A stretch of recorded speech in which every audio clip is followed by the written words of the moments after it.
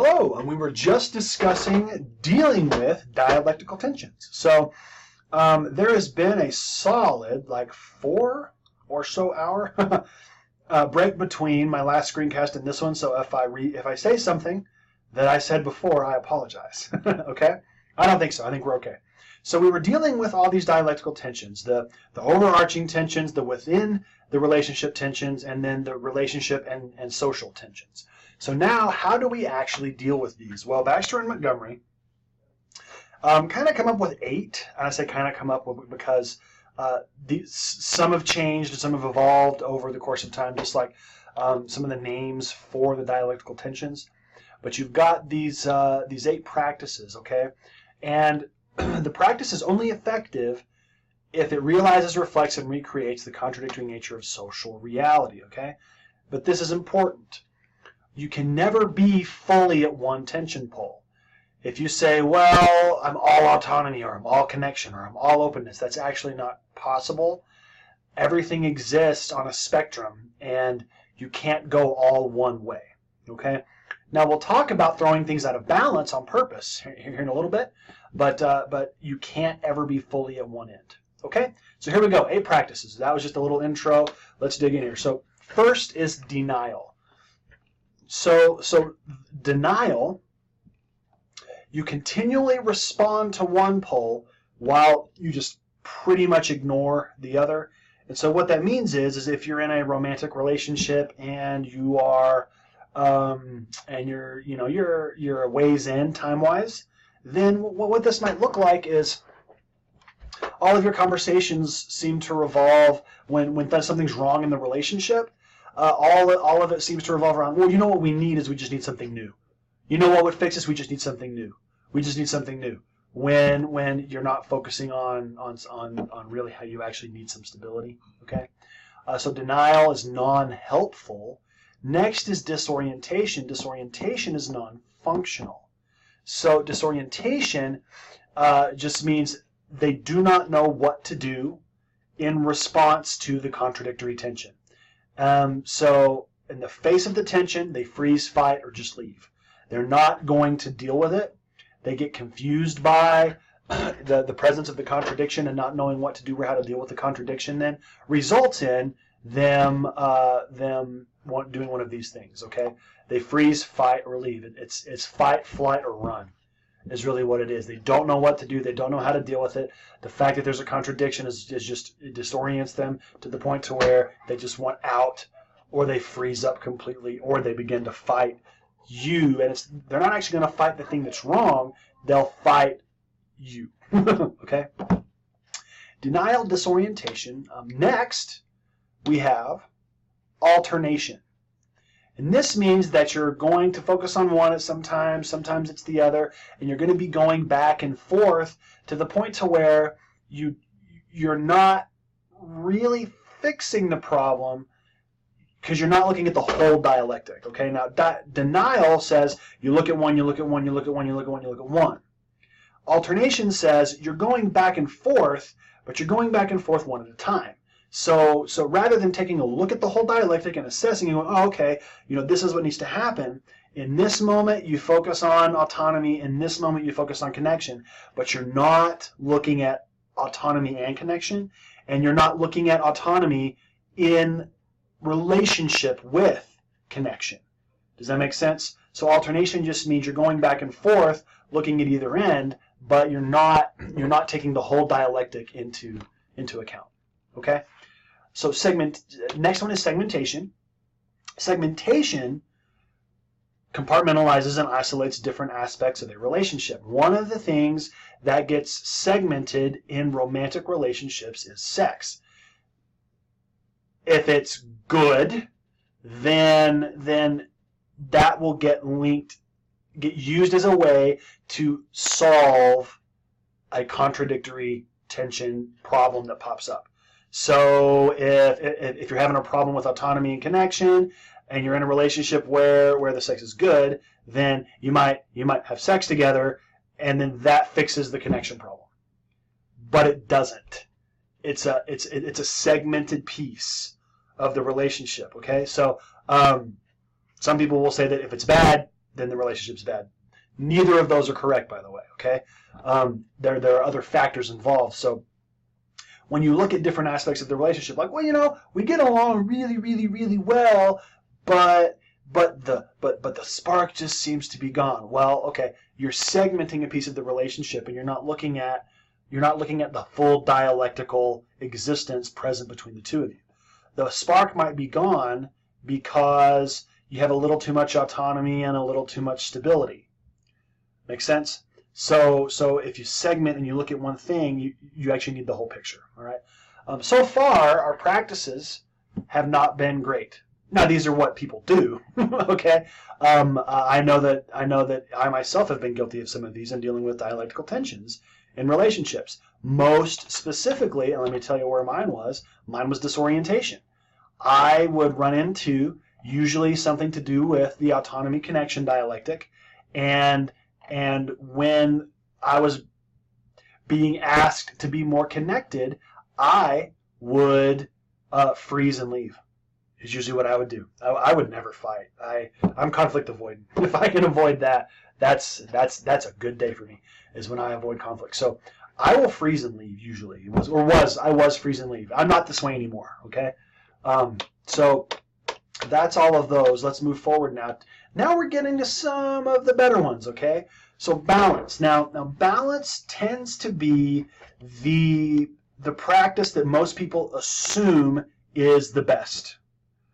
That's not always true, okay? So balance is compromise, all right? It's a compromise strategy, and it tends to strike the happy medium is what it tries to do, and it can work, okay? So I say here, you know, sometimes works, but folks, here's the real thing. If you balance all the time, if in your dialectical existence you try to keep everything in balance all the time, that will actually, over the long term, be very unsatisfying. And chances are it's going to be unsatisfying, not chances, that's what the research says. It's going to be satisfying for you and your partner. You're both going to be unsatisfied because it mutes the full force of the conflicting demands. And so I'm going to say this. Sometimes what I need my partner to do is to throw things out of balance. And I need it to come my way.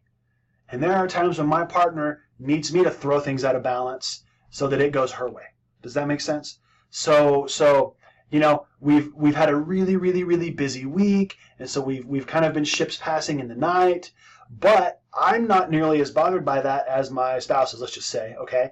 And so then the balance would be, well, you know, we need to have a little bit of connection, but we also need to maintain that autonomy. Well, no. If we've been passing like ships in the night and I'm not bothered by it and she is, we need to throw things out of balance and we need to have some connection. And I need to let that understanding of the fact that, you know what, this is good for my partner and stuff sink in. Now, does that mean that sometimes do I need to be all alone doing my own thing? Sure. Sometimes my wife will tell me, go play guitar, go hang out with your friends, go do something. Like, you need some you time, go. Does that mean that she doesn't want to connect with me? No, but it means that she's willing to throw that balance out, okay, for my advantage. And to know when to do that is the sign of competence, okay? So balance is good. Sometimes that's what you need. Sometimes that's what you need. Other times, it's actually going to be unsatisfying to keep everything in balance all the time, okay? Integration. Here we are getting even more positive, okay? This is where the partners together respond to the opposing forces without diluting them or without being deluded about them. So to say that the need that the force creates, that sounded very Star Wars-y, the need that the force creates. So to respond to that need for autonomy, that need for connection, that need for stability, that need for change, the forces are going to be there pulling you and pushing you in different ways. To not dilute that. It's very easy to go, it's not that big of a deal, or, I mean, yeah, you need connection, but so what? No, they're very, very, very powerful, very important, okay?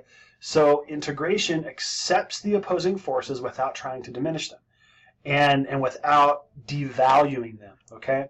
And it says that, look, yeah, there's a need for push and pull, and we need to do both. And you do it together. You integrate. You are integrated in the integrating of dealing with your dialectical tensions. Okay? Oh, and by the way, guess how you do this. You use communication. You communicate back and forth, and you talk about what you need and what you're feeling and what's missing and what's not missing, and so that you can actually figure out how to integrate. Then you recalibrate. This you can do yourself, but you can also do this as a pair. You reframe the situation mentally so that they don't seem oppositional. Anytime you see that, you can view it as an opposition, or you can view it as a push and pull between us giving and taking and going back and forth on who gets what, when, and how. And that's okay, all right? You recalibrate it so that when it starts to happen, you don't get angry. You just begin to realize it's like your car needing maintenance. I don't get mad when my car needs an oil change. I just realize it needs it and I take care of it. You know, now I might not want to go sit at the oil change place for an hour, but I do it. Otherwise, my car will die, right? So I have to recalibrate these things. So I go, oh, time to deal with my dialectics. It's like, no, it's just part of what you do. It's part of what you manage, okay? So then we get to reaffirmation, the active recognition that dialectical tensions are ongoing. And by the way, chances are you are reaffirming while you're integrating, okay? None of these are formulaic. They are highly contextual, and it's important to recognize that dialectics are processual, they are dynamic, they change with people and the relationship to which they belong. And so things change. If you've been in a romantic relationship that produced children, or adopted children, or fostered children, or whatever, then you understand what introducing children into the mix does to a romantic relationship. It changes things, and you have to reassess, and you do. And you figure out the relationship again. If you've been in a relationship long enough that you've raised children and had them leave, then you have to do this again. You have to recalibrate. You have to reaffirm. You have to reintegrate. Figure out the balance again if you need to. It's a constant changing mess. If somebody gets a different job, if you start to not feel so good for a while. I mean, there's all sorts of different things that can play into what happens here. So now I found this graphic. This graphic is going to look a little messy. I didn't take the greatest picture, and I'm going to put it into the PowerPoint. It's a little bit grainy, but this captures a realistic appreciation of the effort required to sustain a close relationship, okay? And what this is this is all of the dialectics being connected to all of the other dialectics. And this is really what happens, because you manage all of your dialectics all the time, all at the same time. Now, some of them will become more salient. We learned that word. Some of them will become more salient. Some of them will become more relevant, depending on what's happening in life at that time. Sometimes you're going to be managing autonomy connection. Other times that's easy. What you've got to manage is this predictability change thing. Okay, so when one gets easy, another one will not be. Is usually how it goes. If ever you're finding yourself managing your dialectics and it's all easy all the time, good for you. Good for you. Okay, so this is a realistic appreciation of the effort it takes, and to know what's worth sticking with versus what is time to bail on is what our next theory tells us. So our next theory is going to tell us why we get into relationships, or how we decide it, how we decide to stay, and how we decide to leave. Because yeah, there's all these contradictory tensions, but how do you know it's worth remaining around for? You know, what ways do we assess what's worthy of our time and what's worthy of our effort? That is social exchange theory, and I'll see you in the next screencast.